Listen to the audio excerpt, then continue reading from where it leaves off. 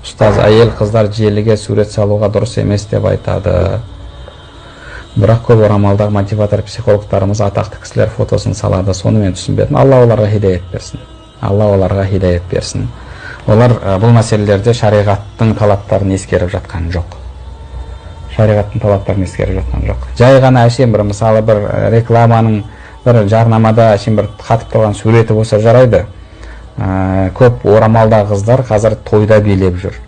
Инстаграмда билеп жүр. Көп орамалда қыздар, тіпті кейде ұстаздар қайта бағанағы жырқылдап, күліп, сторис түсіріп, шариғаттың шеңберінен шығып жатыр. Алла ол кісілерге хидаят берсін.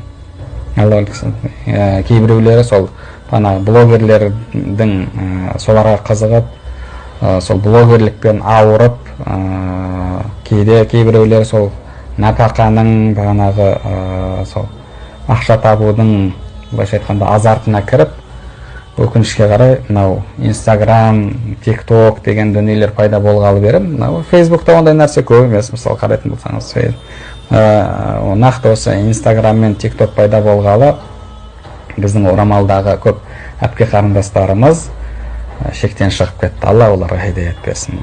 Ол дүниенің артынан қуып олай шариғаттан шығып кету дұрыс емес. Рызық Алладан, рызық халал болу керек. Ол үшін бірінші Алланың талаптарын ескеру керек. Бізде өкінішке қарай қазір қайта шығады, суреттерін қойып, бағанағы сондай бір дұрыс емес, жалпы әдепке де сай келмейтін нәрселер болып жатыр.